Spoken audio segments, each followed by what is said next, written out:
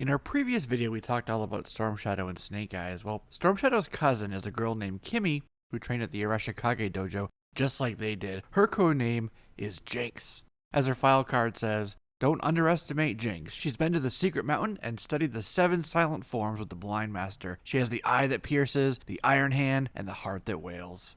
She can see through your deception, batter aside your defenses, and dazzle you with the strength of her will.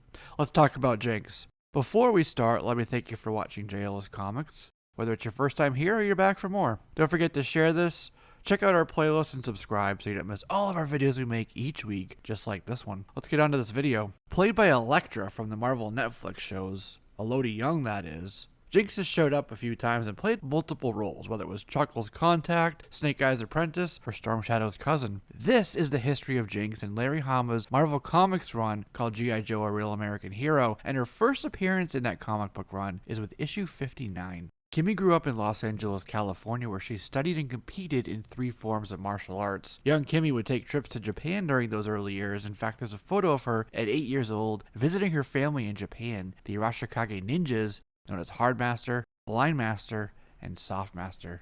She also had relatives known as Middle Master, Demon Granny, Storm Shadow, and in fact, just like Storm Shadow, can trace her lineage back through 30 generations of assassins. It does remain unconfirmed, however, if she was at the Arashikage ninja compound when Hardmaster was struck down by Zartan. What we do know is that this incident was devastating to the ninja clan, which quickly fell into ruins as the remaining members went to ground and into hiding and spread out around the world. Kimi went to America, where she enrolled at and graduated from a women's liberal arts college in Pennsylvania called Bryn Mawr College, which is the same college that Lady J attended. It was around this time that Kimi trained with her uncle Blind Master as a female ninja, a kunoichi. He took her to the secret mountain and taught her the 7 silent forms and many other mystical and esoteric ninja techniques. Eventually, Kimi enlisted in the United States Army, her primary MOS being intelligence, a natural occupation given her ninja training. Because at this time women couldn't serve in ground combat units, her secondary MOS is listed as finance clerk.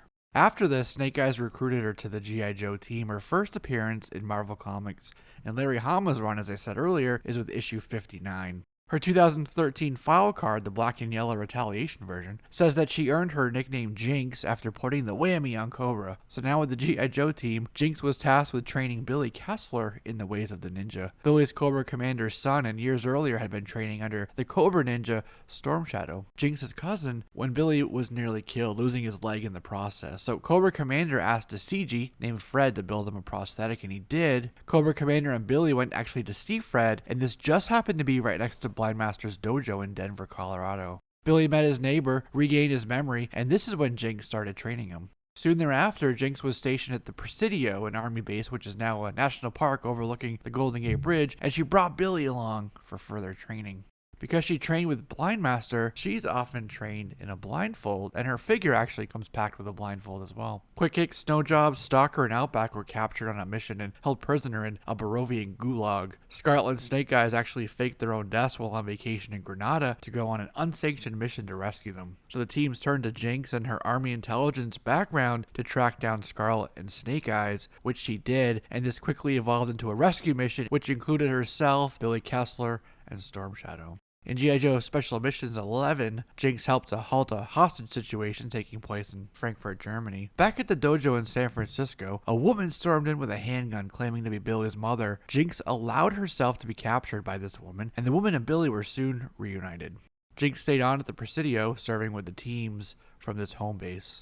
In another special mission, Jinx was one of the female Joes to pose as a cheerleader during a baseball game to try to thwart the kidnapping of the American president. In the primary run with issue 85, both Jinx and Scarlet were injured while fighting the Red Ninjas, who were in High Sierra with Snake Eyes for some R&R. These Red Ninjas, manipulated by Zartan, revealed that they actually blamed Storm Shadow for the death of Hardmaster and for bringing in Snake Eyes, an outsider, which resulted in the fall of the Ninja Clan.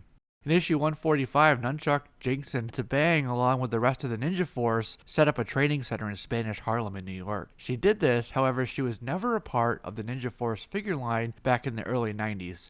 She did continue to serve with the G.I. Joe team until they were decommissioned in 1994 with issue 155. In the Devil's Due non-Hama run that followed, Jinx actually developed a romantic relationship with a fellow Joe named Budo, and here she was on active reserve. Okay, so I don't normally cover all of the now non-canon comic book series, but one that I did quite enjoy is Danger Girl G.I. Joe, which actually sees Jinx, CoverGirl, and Lady J wanting to do something to rescue Scarlet and Flint, who were shot down in their Mark II skyscraper. It's a fun story. She then finally shows up again in Hamaverse when Larry Hama was back to writing a Real American Hero for IDW Publishing. And with issue 185, where she's in Bern fighting the Blue Ninjas, the cybernetic Revanche robotics ninjas. In issue 187, Jinx is able to infiltrate Revanche HQ in Bern, Switzerland to steal some data from a computer and upload it back to the servers at the pit.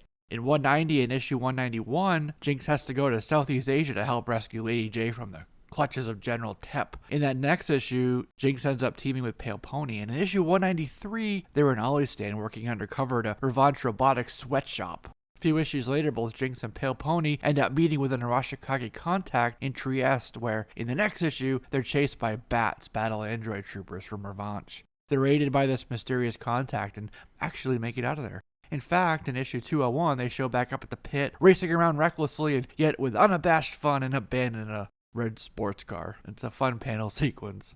In issue 206, the two head to Dublin, Ireland in pursuit of a new type of cyborg from Revanche. This cyborg, called 921, defeats the two ninja warriors. When Pale Pony died, Jinx actually went out to avenge the demise of her fallen friend. It turns out that once they storm the Dublin office of Revanche, they find out that 921 is controlled by a body stuck with tubing, comatose in a vat of fluid. And it's this discovery that leads to the enhancements for remote control that brought back Serpentor with that moral control from Roadblock, but which also led to the death of the original Snake Eyes. So now that Snake Eyes had died, she traveled to Japan with Storm Shadow and Raymond to the wreckage of the old Arashikage dojo, where Storm Shadow regaled them with a story of Zartan and his fallen uncle. In issue 228, Jinx is back in the United States, the East Village of New York City to be exact, where they visit Ellen Bogan's Antiques and Oddities, meet up with Obake Obasan, aka Demon Granny, and introduces them to Ellen, owner of the shop,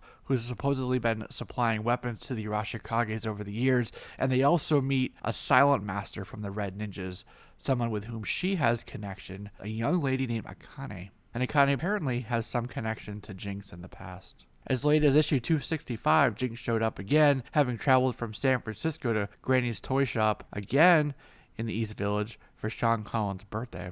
She's there with Milo, Helix, Snake Eyes, Scarlet, Dawn, Raymond, and of course Sean, aka Throwdown. In the next issue, they're all at Fort Wadsworth, where Throwdown spars with Helix, Scarlet, and someone you may or may not be familiar with named Bombstrike, and of course Jinx too. When Laura 343 and her Heat, Frag, Toxo, and Techno Vipers invade the pit, they're met by the same group from Sean's party. Budo's yelling, "Channel your inner chi, Jinx," while Milo is swinging around a wrench and Bombstrike is focused on headshots and double taps. It's a pretty fierce firefight. But a gas grenade took them all down, and Snake Eyes was taken in by Laura 343.